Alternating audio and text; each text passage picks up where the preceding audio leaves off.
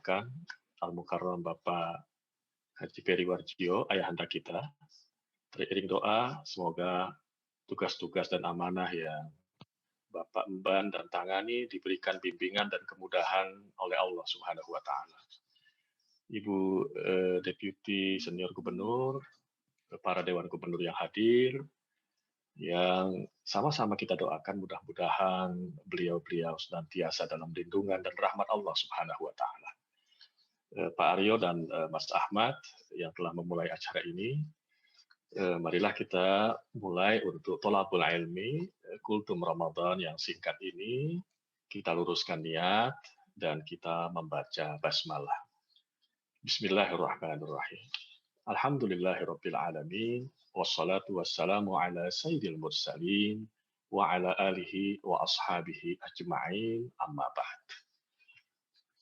Siang ini kita akan mengkaji salah satu tujuan yang sangat utama dari ibadah siang, yaitu tentang membangun kualitas diri dan membangun kedermawanan. Di penghujung bulan Sya'ban, Rasulullah Shallallahu Alaihi Wasallam menyampaikan taujihnya. Cukup panjang sebetulnya taujih yang disampaikan Rasulullah Shallallahu Alaihi Wasallam. Namun mungkin saya persingkat taujih ini karena waktu kita memang singkat. Di antara pernyataan taujih atau pengarahan Rasulullah memasuki bulan Ramadan, beliau menegaskan bahwa bulan Ramadan itu adalah syahrul muasa, syahrun yazdadu fihi rizqul mu'min. Bulan Ramadan ini adalah bulan penuh simpati, serta bulan yang ditambahkannya rizki orang yang beriman. Yang sangat menarik dari pernyataan Rasulullah Shallallahu Alaihi Wasallam adalah ketika sahabat yang rata-rata mereka orang duafa mendengar Nabi mengatakan begitu banyak pahala dan ganjaran yang diberikan kepada orang yang memberikan perhatian kepada orang-orang yang berpuasa, maka Nabi Shallallahu Alaihi Wasallam mengatakan, sekalipun kalian duafa dan kalian hanya bisa memberikan kepada orang yang berbuka atau orang miskin itu sebiji korma atau seteguk air atau mungkin hanya sehirupan susu, maka pahala yang diberikan Allah itu juga sangat besar. Ada 3 poin disebutkan dalam hadis ini. Pertama, Allah mengampuni dosa-dosa. Yang kedua, Allah membebaskan dari neraka. Yang ketiga, orang yang memberikan pertolongan itu, memberikan berbuka, menunjukkan perhatiannya di saat ia berpuasa kepada orang miskin untuk juga bisa berbuka, adalah ia mendapat pahala seperti puasanya orang yang ditolong itu. Coba kita bayangkan, apalah artinya sebutir korma, seteguk air, dan sehirupan susu dibandingkan dengan nikmat sangat besar. Kita mengerti bahwa bulan suci Ramadan ini memiliki substansi-substansi yang sangat dalam lagi agung. Dan substansi itu tercover dari nama-nama bulan suci Ramadan yang kita kenal selama ini.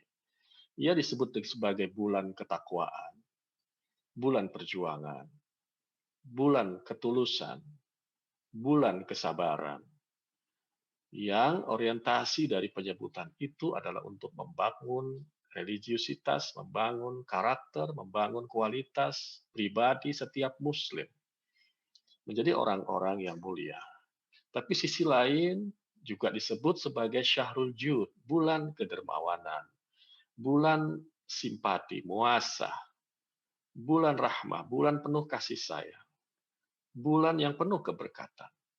Dari nama-nama ini, kita menangkap bahwa ada juga pesan-pesan penting substansi Ramadan yang terkait dengan kemurahan hati, dengan kedermawanan. Dan memang tidak bisa dipisahkan antara ketakwaan dan kedermawanan. Kualitas kepribadian seorang yang bertakwa akan ditunjukkan dengan kedermawanannya. Dan saya memetik beberapa kelompok yang dimuliakan Allah, yang disebut ciri-ciri mereka di dalam Al-Quran. Di antaranya adalah apa yang kita kenal dengan ulul albab. Lihatlah surah surah Ali Imran ayat 190 sampai 191. Ada 5 ciri dari ulul albab itu.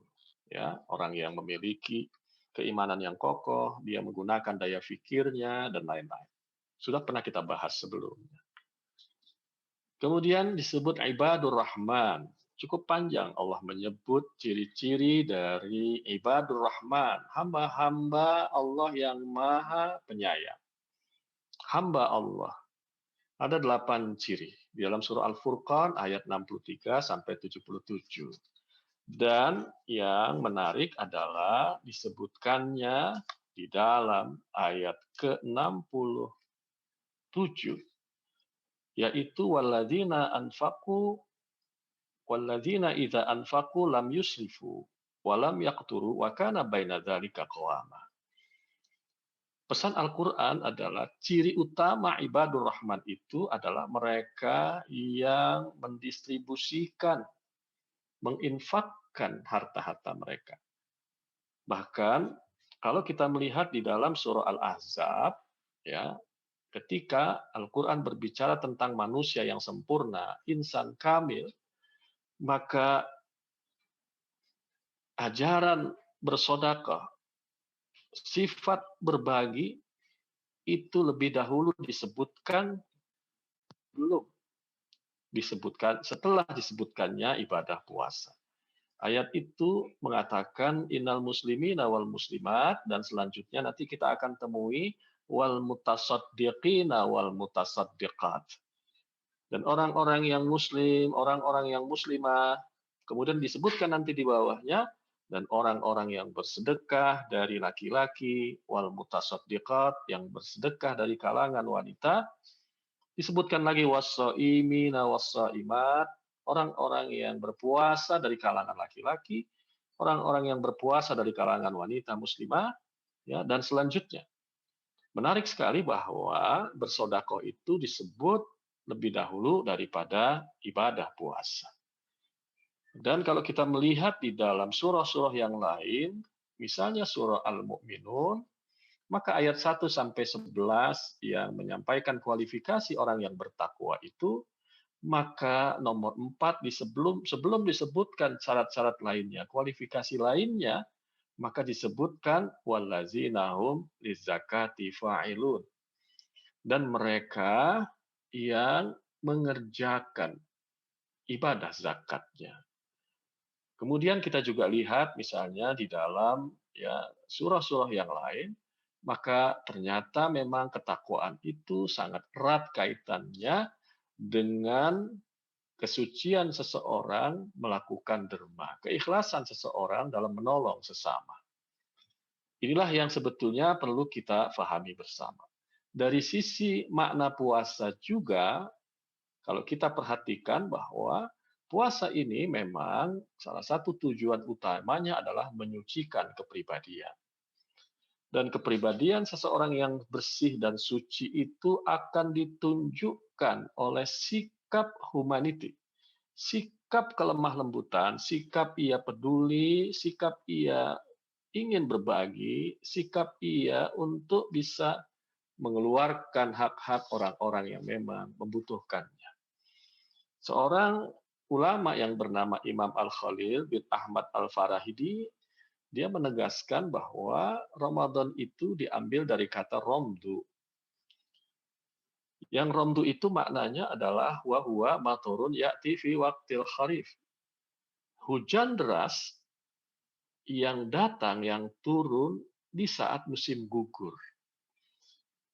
Kita bisa merasakan kalau seandainya di Timur Tengah itu tengah terjadi musim gugur, suasana sangat panas, sumuk, ya, kemudian padang pasir pun ya, berdebu, ya, pohon-pohon pun rontok, suasana memang tidak kondusif untuk baik kita beristirahat di rumah maupun kita melakukan ikhtiar, ya, berdagang dan kegiatan muamalah lainnya.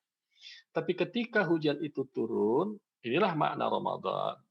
hujan yang turun pada waktu musim gugur dan hujan itu deras sehingga yudhiru wajhul ardi, maka sucilah bersihlah permukaan bumi minal ghabar, dari debu-debu yang tadi gersang menjadi kembali rimbun, yang tadi panas kembali menjadi sejuk.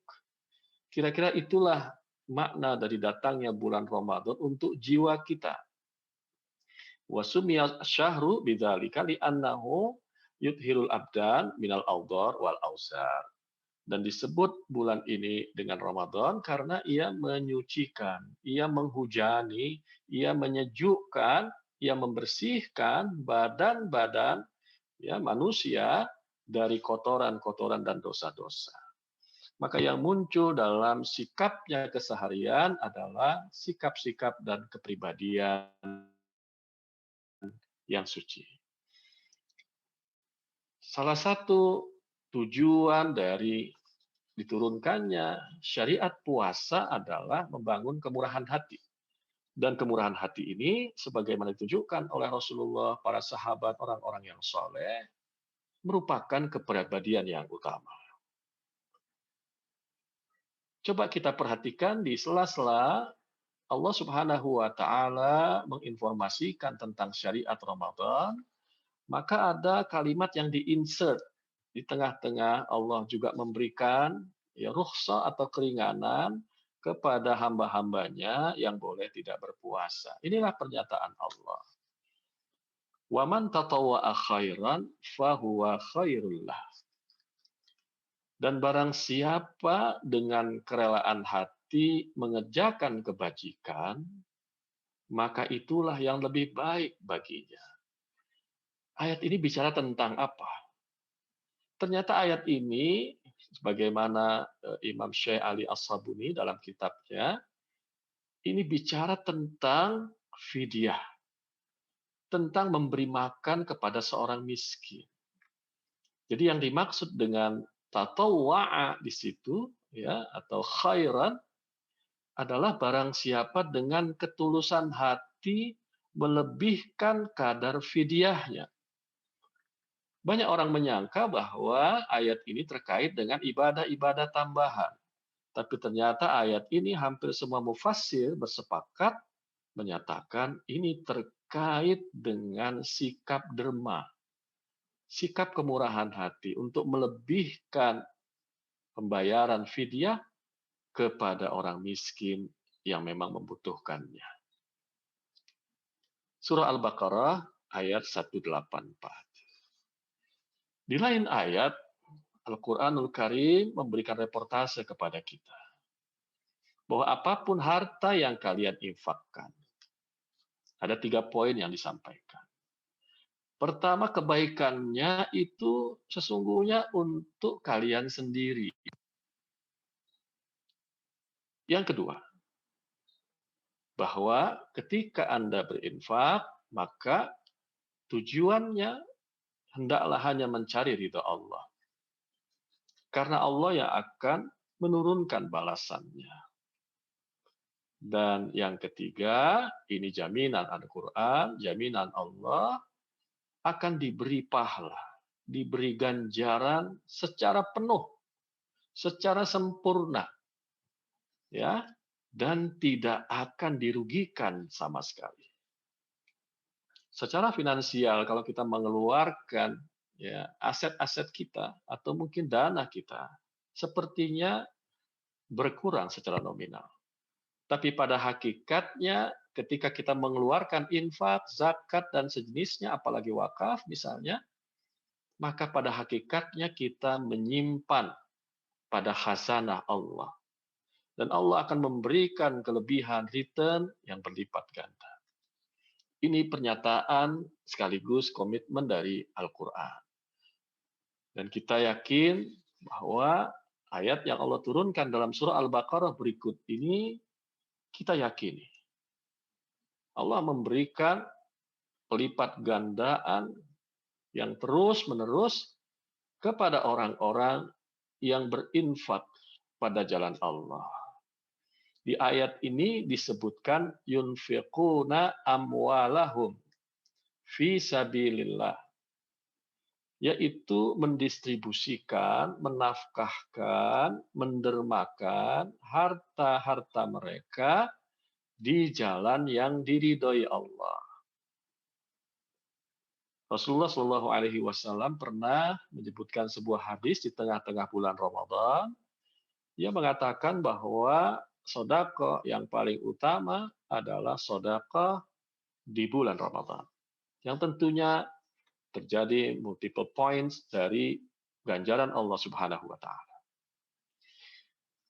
Pertanyaan besar kita dalam kultum singkat ini, kalau kita tadi melihat ya, kita mencoba mendalami ayat-ayat hadis terkait dengan puasa, maka pertama adalah mengapa ibadah puasa yang sangat istimewa itu ya, dan banyak pihak mengatakan cukup berat ya, apalagi sambil menunaikan aktivitas dan pekerjaan-pekerjaan rutin yang cukup besar dengan durasi yang cukup panjang mulai dari terbit fajar sampai terbenam matahari.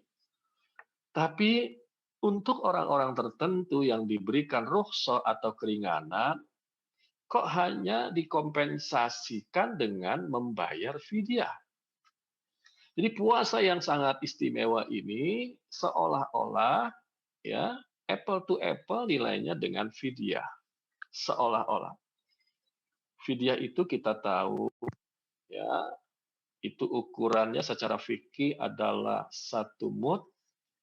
1 mud itu kurang lebih 0,75 kilogram. Ya, jadi kalau ukuran tradisionalnya 1 mud itu kira-kira ketika tangan kita terbuka berdoa, ya, dan di tangan itu ada makanan pokok, entah itu beras atau gandum atau jagung, maka itulah ukuran 1 mud. Coba kita bayangkan hanya 1 mud saja ini bisa mengkompensasi ya seorang untuk boleh tidak berpuasa dalam keadaan tertentu. Luar biasa ini. Yang kedua, mungkin pertanyaan kita adalah mengapa zakatul fitri yang kita kenal kita akan keluarkan ya sebelum Idul Fitri, zakat jiwa ya dalam bentuk makanan pokok, kalau kita ini umumnya adalah beras atau nominal uang yang ekuivalen senilai 3,5 kilogram. 3,5 kilogram zakat fitri ini dalam sebuah hadis Nabi dapat menjadi penyebab ibadah puasa sebulan Ramadan tidak diterima. Dalam sebuah hadis Nabi Shallallahu Alaihi Wasallam mengatakan, ya ibadah puasa Ramadan itu masih mu'allaqun bainas sama'i wal ard. Dia mengawang, dia tidak sampai kepada Allah di antara langit dan bumi. Dia tidak diterima Allah, belum diterima Allah, sehingga yang berpuasa itu menunaikan zakatul fitri. Dua pertanyaan ini sesungguhnya menjadi sangat penting kalau kita ingin melihat perspektif puasa dari sisi kedermawanan, dari sisi kemurahan hati. Ada pertanyaan yang mungkin cukup normal, cukup penting buat kita. Ya.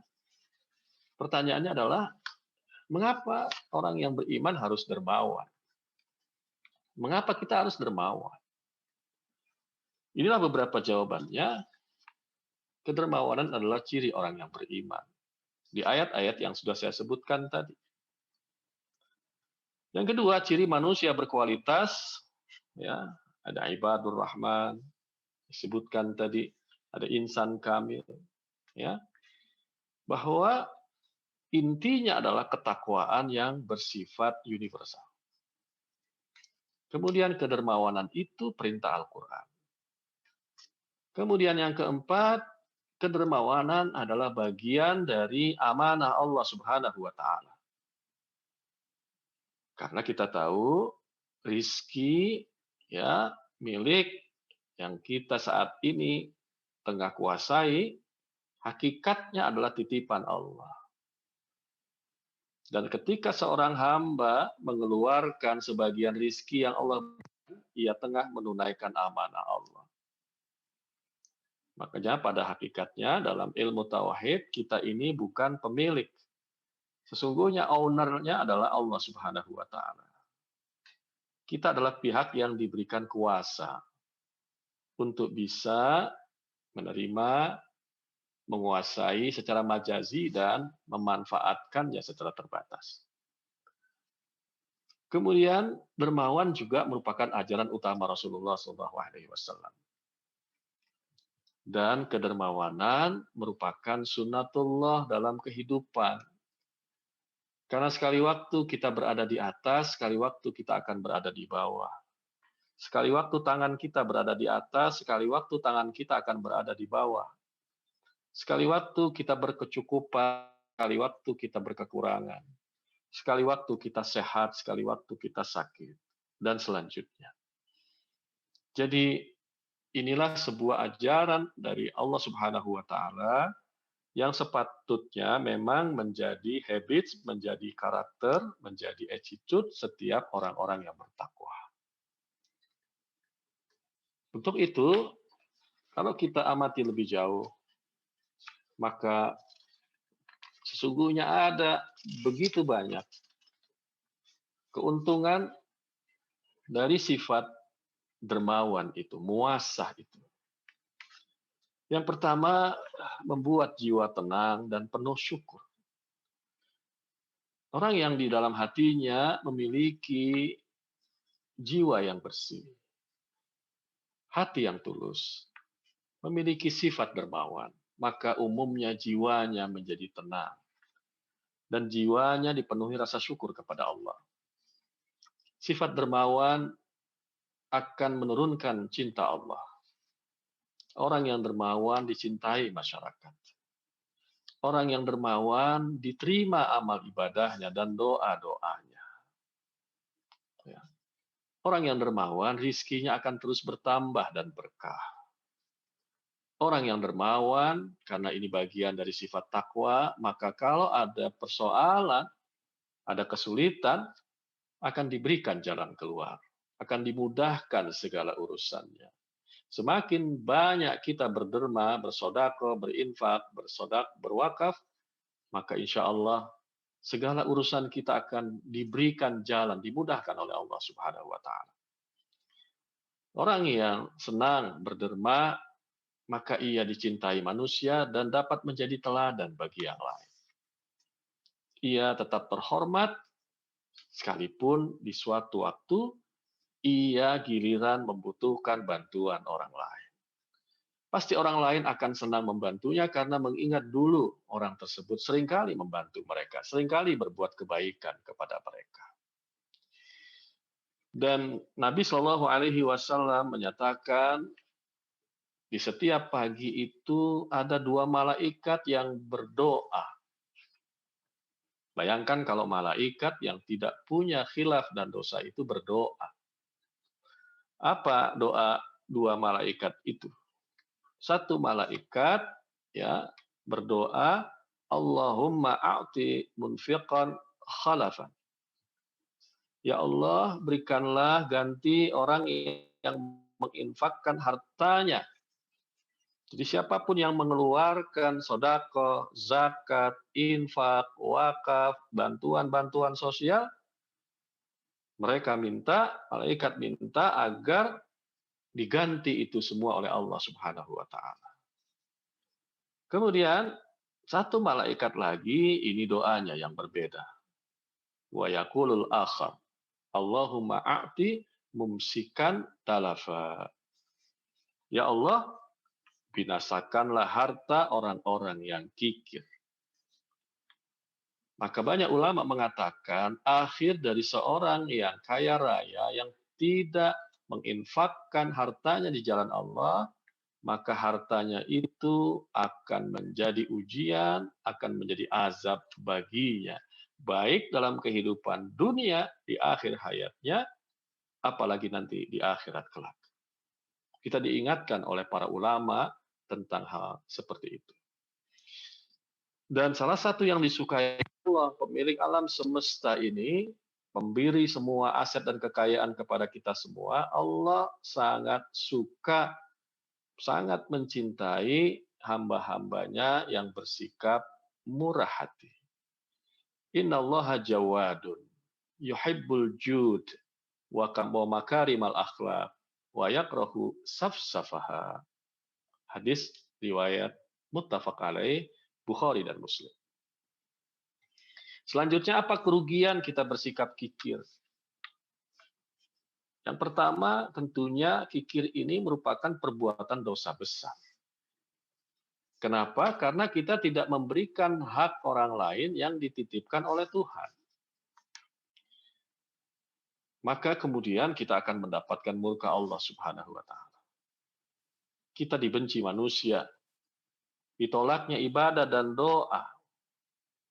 Hartanya akan menjadi siksaan baginya. Ya, di dalam ayat-ayat Al-Qur'an bagaimana nasib orang-orang yang masa hidup di dunia, ya, mereka tidak mengeluarkan kewajiban-kewajiban finansialnya, maka harta itu menjadi setrika bagi mereka dan lain-lain. Mohon maaf. Sikap kikir ini akan membangun kerasukan dan sifat zalim, baik, tidak dihargai saat membutuhkan pertolongan. Kita langsung saja melihat keteladanan, ya, yang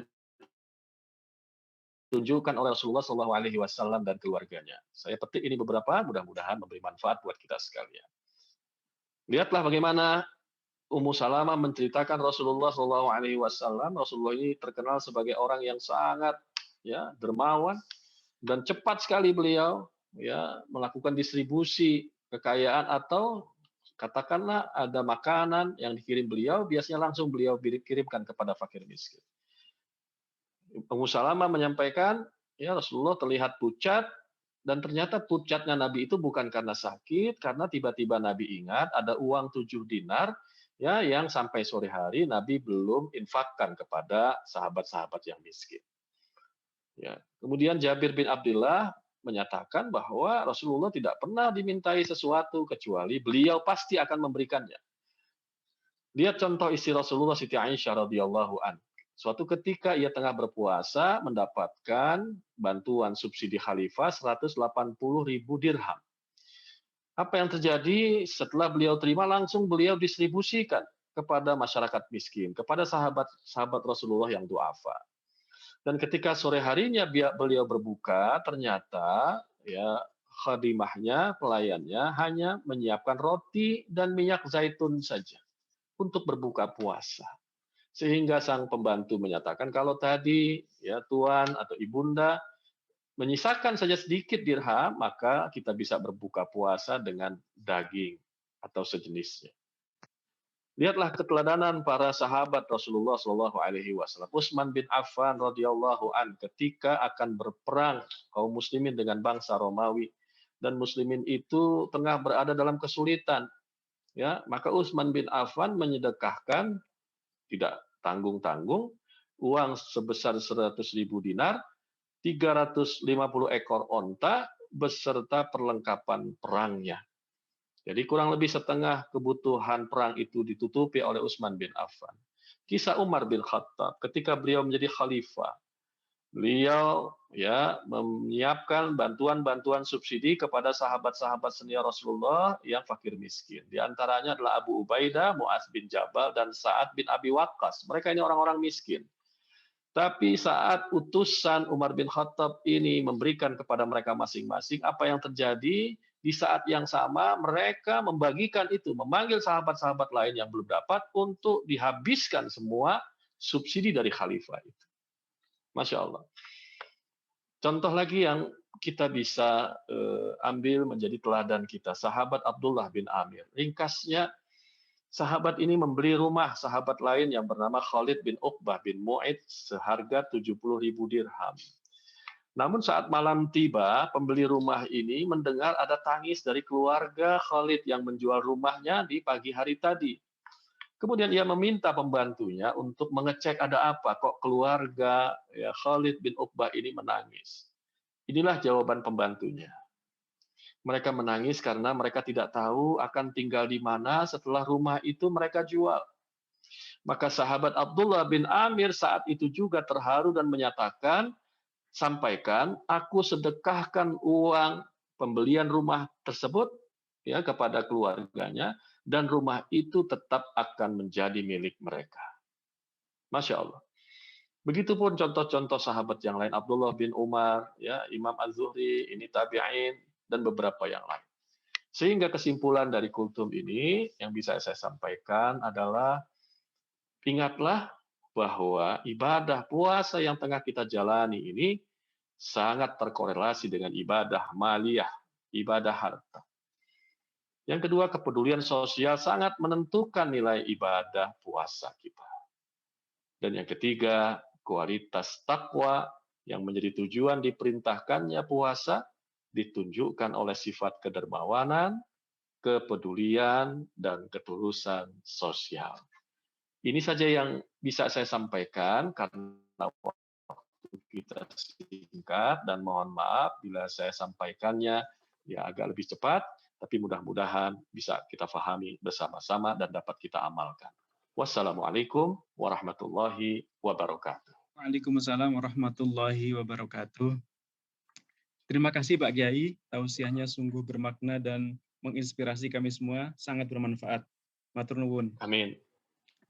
Bapak Gubernur dan jamaah rahimakumullah, alhamdulillah jamaah yang bergabung saat ini telah mencapai 1.363 jamaah, dan ditambah dengan jamaah yang nonton bareng kajian ini di Masjid Baitul Ihsan Bank Indonesia, sehingga jumlahnya semakin banyak. Baiklah hadirin, selanjutnya mohon izin Bapak Gubernur, kami akan melakukan pendalaman kajian dengan tanya jawab. Untuk itu, kami mengundang penanya yang akan bertanya secara live, dimulai dari penanya pertama, Bapak Ardianus dari DSSK, kemudian dilanjutkan penanya kedua, Ibu Eka Vitaloka dari KPWDI Jakarta. Kepada Bapak Ardianus, kami silakan. Monggo Bapak. Terima kasih Ustadz Ahmad. Yang saya hormati Ayahanda Gubernur Bank Indonesia, Bapak Peri Warjio, Ibu DGS, Ibu Destri Damayanti, Bapak Ibu anggota Dewan Gubernur, Bapak Ibu Asisten Gubernur, Bapak Ibu pimpinan Satker, dan seluruh jamaah kajian zuhur di seluruh dunia, serta yang kami muliakan Ustadz Muhammad Hidayat. Assalamualaikum warahmatullahi wabarakatuh. Waalaikumsalam. Perkenalkan, nama saya Ardinus dari Departemen Surveillance Sistem Keuangan.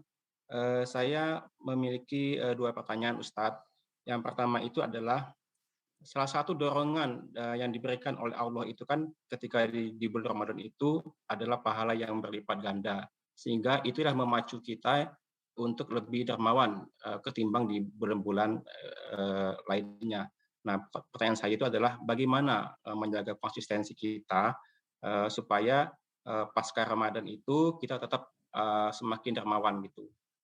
Itu yang pertama, Ustadz. Yang kedua, ada nggak ukuran yang bisa ukuran sederhana yang dapat kita gunakan untuk menyimpulkan bahwa ataupun untuk menilai kita bahwa kita itu sudah termasuk dermawan, ataukah masih belum cukup untuk dikatakan kita sebagai dermawan gitu, Ustadz. Demikian saja, Ustadz. Terima kasih. Assalamualaikum warahmatullahi wabarakatuh. Waalaikumsalam warahmatullahi wabarakatuh. Terima kasih Bapak Ardianus. Selanjutnya kepada penanya kedua, Ibu Eka Vitaloka dari KPWDI Jakarta. Monggo Ibu. Ya.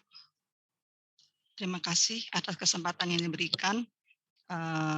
Terima kasih juga kepada Bapak Kiai Haji Muhammad Hidayat. Assalamualaikum warahmatullahi wabarakatuh. Yang terhormat Bapak Gubernur Bank Indonesia, Bapak Ibu anggota Dewan Gubernur, pimpinan Satker, dan jamaah yang dirahmati Allah Subhanahu wa Ta'ala. Yang kami muliakan juga Bapak Dr. Kiai Haji Pak Muhammad Hidayat. Izinkanlah kami mengaturkan pertanyaan sebagai berikut, Pak. Selama bulan Ramadan, kita harus membagi waktu yang baik agar kita dapat beribadah dengan khusyuk dan juga mengerjakan tugas-tugas yang diberikan dengan hasil yang terbaik. Nah, dalam suasana bulan suci dan juga masih dalam kondisi pandemi COVID, Pak, bagaimana kiat Bapak agar kita dapat meraih pahala secara optimal dan menahan diri dari hal-hal yang dapat mengurangi pahala ibadah Ramadan di tengah tuntutan profesionalitas kerja? Demikian pertanyaan kami, Pak. Terima kasih Pak Kiai atas tanggapannya. Wassalamualaikum warahmatullahi wabarakatuh. Waalaikumsalam warahmatullahi wabarakatuh. Terima kasih Ibu kepada Pak Kiai. Monggo Pak Kiai. Baik, terima kasih atas responnya Pak Ardinus dan Ibu Ika Vitaloka. Saya akan mencoba untuk merespon kembali. Yang pertama, bagaimana ikhtiar yang harus kita lakukan agar kebaikan kita, amal-amal kita, ibadah kita, tapi khususnya adalah kedermawanan kita di bulan Ramadan ini, dapat kita pelihara pasca Syawal nanti, atau pasca Ramadan nanti. Ada sebuah kisah di dalam Al-Quran yang terkait dengan seorang wanita sepuh yang bernama Ji'ronah. Dan wanita ini digambarkan di dalam Al-Quran setiap hari yang ia lakukan adalah memintal benang untuk membuat pintalan-pintalan ya yang nanti tentunya bisa pakaian, kerudung. Hampir menyelesaikan pintalan itu, benang itu ditariknya kembali, diuraikannya kembali menjadi bercerai-berai. Min ba'di quwwatin ankasa. Ini ayat sebetulnya memberikan ya kritik kepada kita yang hanya concern melakukan berbagai ibadah secara sangat sempurna di bulan Ramadan. Tapi setelah itu kita kembali kepada budaya yang kurang baik seperti bulan-bulan sebelumnya. Maka kajian tafsir tentang ayat ini ya memberikan beberapa advice kepada kita untuk kita bisa mempertahankan amal-amal kebaikan itu. Yang kita perlukan adalah yang pertama ketauhidan kepada Allah Subhanahu wa taala. Ini penting karena tauhid inilah yang sebetulnya menjadi pokok, menjadi akar dari ibadah-ibadah, amal-amal kebaikan yang merupakan cabang-cabangnya. Di antara inti dari tauhid itu adalah kita sadari bahwa perintah Allah Subhanahu wa taala untuk berbuat kebaikan itu tidak mengenal waktu. Dan Allah senantiasa melihat, mengawasi, dan juga sekaligus memberi apresiasi. Ini yang pertama. Yang kedua, konsistensi itu harus juga diimbangi dengan banyak mentadaburi Al-Quran. Para ulama mufassirin menjelaskan kepada kita bahwa kalau Anda ingin selalu mendapat bimbingan Allah, mendapat petunjuk Allah, melakukan hal-hal yang baik, amal-amal yang utama, maka teruslah dekat dengan Al-Quran. Kemudian yang ketiga, yang juga penting, karena kedermawanan ini terkait dengan harta yang kita miliki, adalah kita bekerja ya dengan target kinerja yang paling optimal. Apapun yang kita kerjakan, termasuk ikhtiar dan mungkin juga ada usaha-usaha lain yang boleh kita lakukan. Karena dengan lebih itu kita akan bisa berbagi kepada pihak lain. Dan dengan lebih itu kita bisa menunaikan syariat-syariat harta yang diwajibkan oleh Allah Subhanahu wa taala. Kemudian ukuran kedermawanan itu diukur dari mana? Tadi contoh-contoh bagaimana sikap kedermawanan ya keluarga Nabi, para sahabat, para ulama ya, itu terkait dengan ibadah-ibadah finansial yang bersifat non wajib. Jadi ada kewajiban terhadap harta kita yaitu zakat, ya zakat mal dan zakat fitri. Kalau ini sifatnya kewajiban. Sesungguhnya ini bukanlah derma, tapi ini kewajiban yang memang disyariatkan Allah. Ada syariat berikutnya yang tadi juga saya sebutkan beberapa kali. Kita berwakaf, kita berinfak, kita bersedekah rutin, kita mensubsidi orang-orang miskin, kita memelihara anak-anak yatim, kita menyantuni santri-santri yang duafa. Maka inilah sebetulnya kunci-kunci kedermawanan. Ditambah lagi dengan spontanitas kita ya yang peduli terhadap permohonan permintaan dari pihak lain. Case-case yang pernah terjadi dalam sejarah Nabi, tidak sedikit Nabi tiba-tiba membuka mantelnya memberikan kepada seorang yang memintanya. Tidak sedikit ulama-ulama yang soleh pada masa salafi terdahulu yang mereka tengah akan memakan sesuatu yang sebetulnya mereka lapar, mereka langsung berikan kepada fakir miskin. Kalau kita bisa sampai ke titik itu, maka sungguh kita sudah termasuk orang-orang yang sangat dermawan. Kemudian Ibu Ika Vitaloka dalam kondisi pandemi sekarang ini, ya memang kemudian kita dibatasi untuk melakukan ibadah-ibadah secara jasmania, secara berkerumun, ya, secara berjamaah. Fahamilah bahwa aspek-aspek ibadah dalam Islam itu pada hakikatnya, apalagi bagi seorang wanita, itu dominan diatur secara sahsiah, secara pribadi. Ya, jadi sebuah hadis Nabi misalnya menyatakan bahwa afdolnya ibadah seorang wanita adalah di rumahnya. Ya, ini menandakan bahwa dalam kondisi pandemi sekarang ini kita masih bisa tetap menunaikan ibadah-ibadah baik yang fardu, yang sunnah muakkadah atau amalia-amalia sosial, ya itu tanpa harus kita keluar rumah, tanpa harus kita misalnya ke masjid dan lain-lain. Ya. Dan ibadah-ibadah itu kalau kita bicara tentang sholat memang utamanya berjamaah. Tapi bagi seorang wanita yang tidak bisa berjamaah ke masjid, apalagi mungkin di masjid pun dibatasi, maka ia bisa berjamaah di rumah dengan putra-putranya, dengan suaminya. Tarawih pun demikian, ya. Dan berzikir, berdoa dan lain-lain itu adalah amalan-amalan yang memang bersifat sangat pribadi. Tilawatil Quran, tadarus, ya, qiyamul lail, kita tahajud, itu sebetulnya sangat tepat, sangat kondusif ketika kita lakukan di masa pandemi ini. Di mana perasaan kita tengah sangat khawatir dengan semua kondisi itu, kita tengah sangat memohon pertolongan dan keselamatan Allah. Sehingga kita akan lebih khudu dalam beribadah itu. Ya. Kemudian kita bisa bersahur, ya, yang selama ini mungkin ada tradisi sahur on the road dan lain sebagainya, tapi sahur bersama keluarga dengan kondisi yang khusyuk dan tenang, berdoa bersama, ya sebelum dan setelah sahur, ini hal-hal yang sesungguhnya sangat baik. Dengan kata lain, saya ingin katakan, insya Allah di masa pandemi ini, amal-amal seluruh ya ibadah-ibadah Ramadan bisa kita tunaikan dan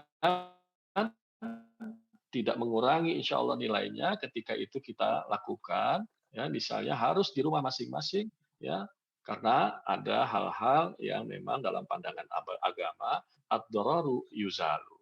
Sesuatu yang membahayakan itu memang harus dihindari.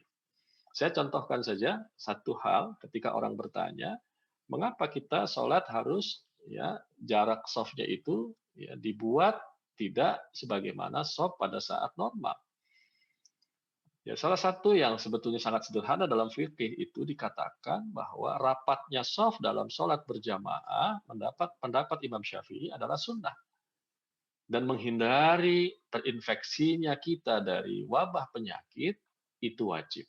Maka tentunya kita mendahulukan yang wajib daripada yang sunnah. Namun demikian, ketika ada kesempatan kita menunaikan ibadah itu secara berjamaah, ya dengan protokol kesehatan yang kita jaga, itu juga hal yang sangat baik untuk kita pilih. Demikian mungkin yang bisa saya sampaikan, ya karena waktu kita sudah melewati yang diberikan batasan tadi. Mudah-mudahan bermanfaat dan bisa diterima dengan baik. Wassalamualaikum warahmatullahi wabarakatuh. Waalaikumsalam warahmatullahi wabarakatuh. Terima kasih Pak Kiai atas tausiahnya dan jawaban atas pertanyaan yang sangat bermakna dan bermanfaat bagi kami semua. Bapak Gubernur dan hadirin yang kami hormati, untuk menyempurnakan kajian zuhur siang ini, mohon kiranya Bapak Gubernur berkenan untuk menyampaikan pesan-pesan dan harapan kepada jamaah BRI Lici siang hari ini. Untuk itu, kepada Bapak Gubernur kami silakan. Langsung doa aja, Nanda. Oh baik, baik terima kasih. Kepada Pak Kiai mohon berkenan untuk memimpin doa. Monggo Pak Kiai.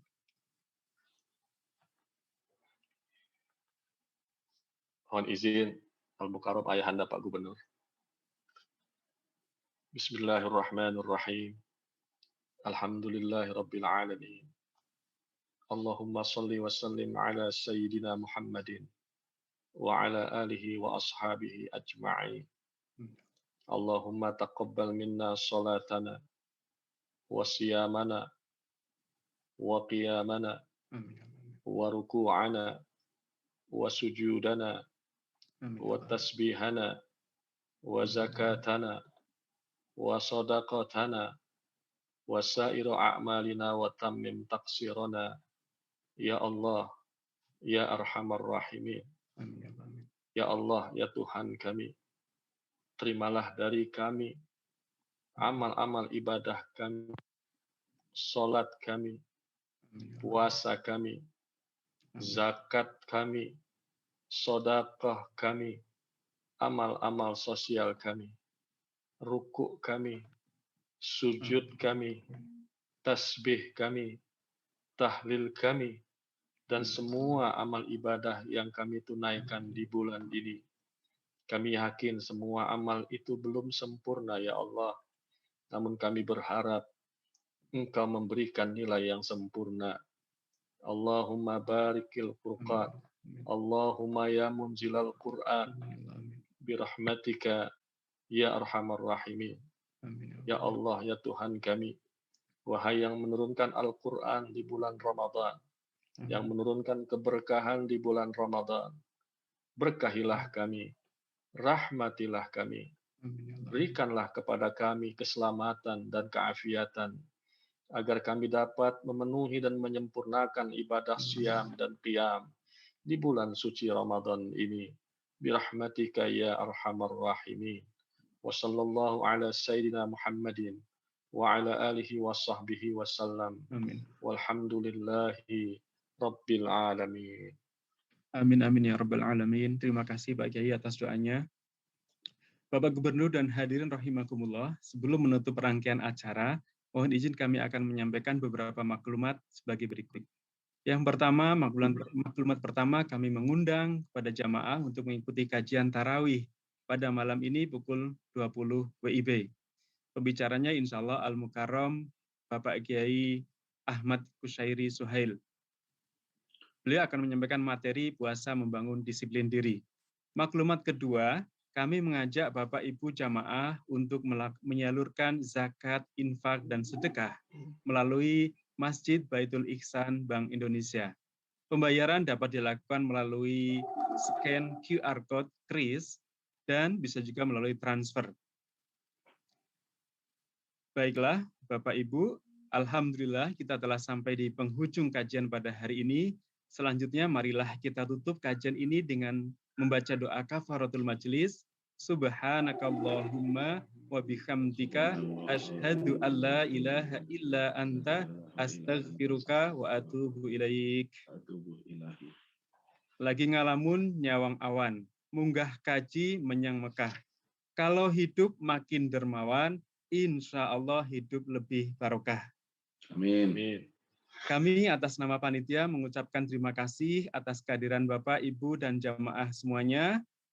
Kehadiran Bapak Ibu insya Allah akan menjadi amal ibadah dan penuh barokah. Akhirnya saya Ahmad dari Departemen Pengelolaan dan Kepatuhan Laporan mohon izin undur diri. Mohon maaf apabila ada kekurangan dan kesalahan. Wallahul muwaffiq ila aqwamit thoriq. Wassalamualaikum warahmatullahi wabarakatuh. Waalaikumsalam. Terima kasih Pak Kiai, Pak Sugeng, Pak Kiai, Pak Dodi, Pak Gubernur, ini. Terima kasih Pak Dodi, Pak Gubernur, terima kasih Kiai, Pak Dodi. Terima kasih Pak Kiai dan Pak Gubernur. Mohon pamit. Terima kasih Pak Kiai, Pak Gubernur, dan Bapak anggota dan Gubernur. Assalamualaikum warahmatullahi wabarakatuh. Sama-sama.